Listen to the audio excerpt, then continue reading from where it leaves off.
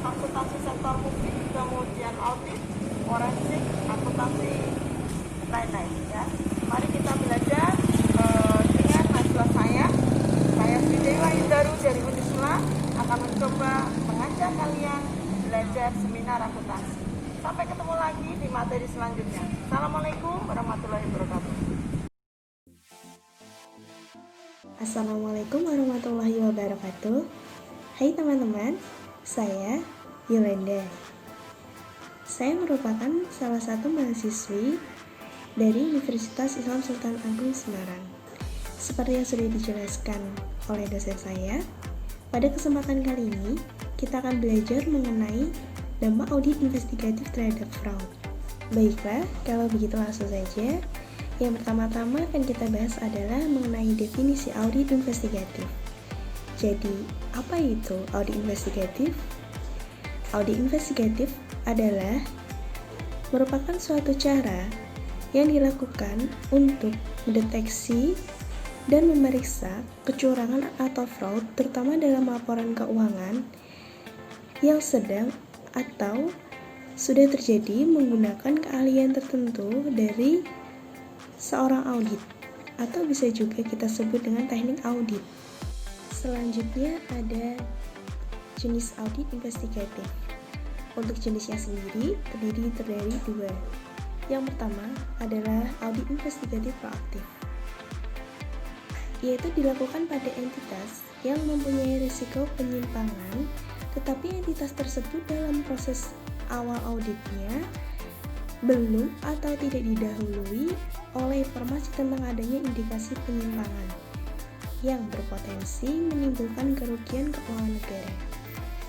Kemudian yang kedua, ada audit investigatif reaktif, mengandung langkah-langkah pencarian dan pengumpulan bahan bukti yang diperlukan untuk mendukung dugaan awal tentang adanya indikasi penyimpangan yang dapat menimbulkan kerugian keuangan negara.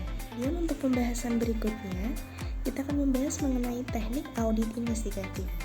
Untuk tekniknya sendiri, itu terdiri dari memeriksa fisik, meminta konfirmasi, memeriksa dokumen, review analytical, dan yang terakhir adalah menghitung kembali. Yang pertama, memeriksa fisik diartikan sebagai perhitungan uang tunai, kertas berharga, persediaan barang, aset tetap, dan barang berwujud lainnya.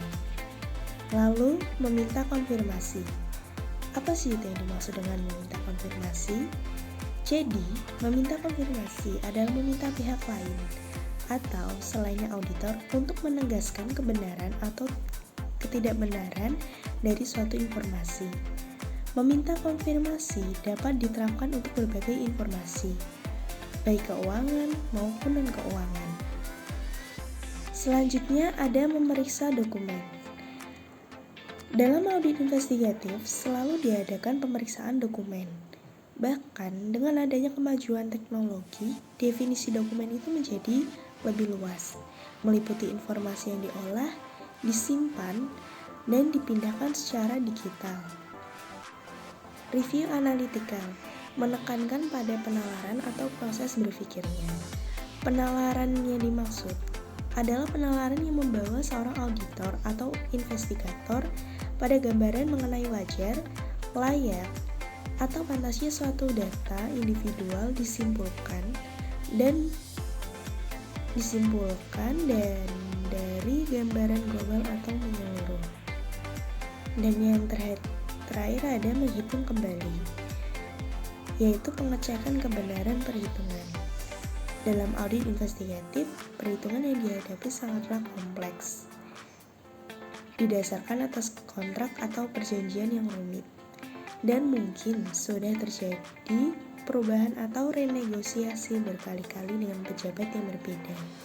Setelah kita membahas mengenai teknik auditnya, maka selanjutnya kita akan membahas mengenai proses pemeriksaannya, yaitu ada penelaahan informasi awal, perencanaan pemeriksaan investigasi, pelaksanaan, pelaporan, dan yang terakhir adalah tindak lanjut.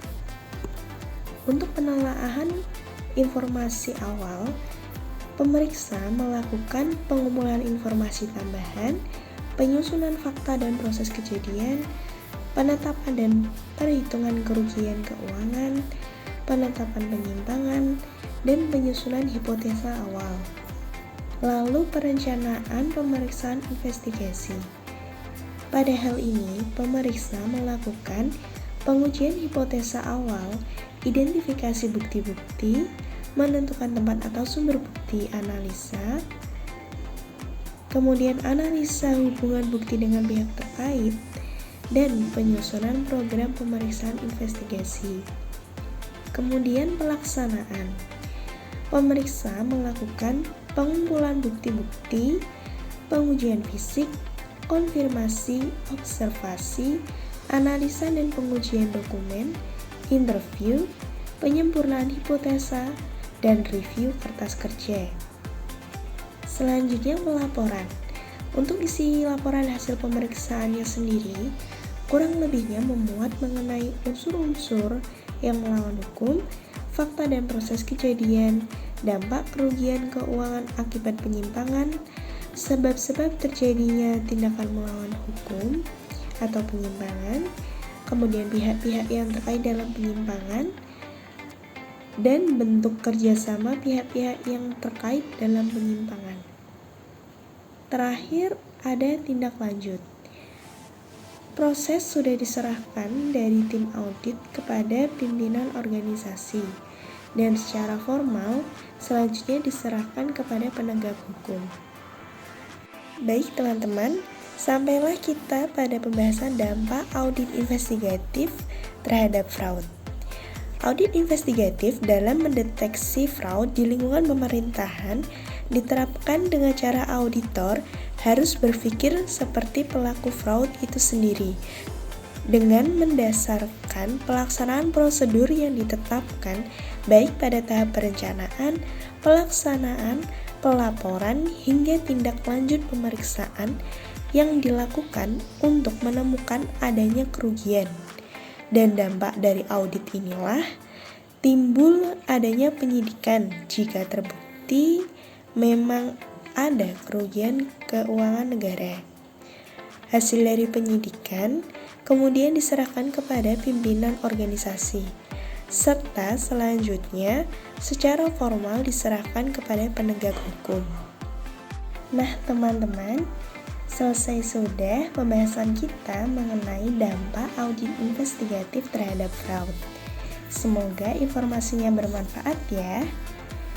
Dan terima kasih sudah mendengarkan. Sampai jumpa lagi di kesempatan berikutnya. Wassalamualaikum warahmatullahi wabarakatuh.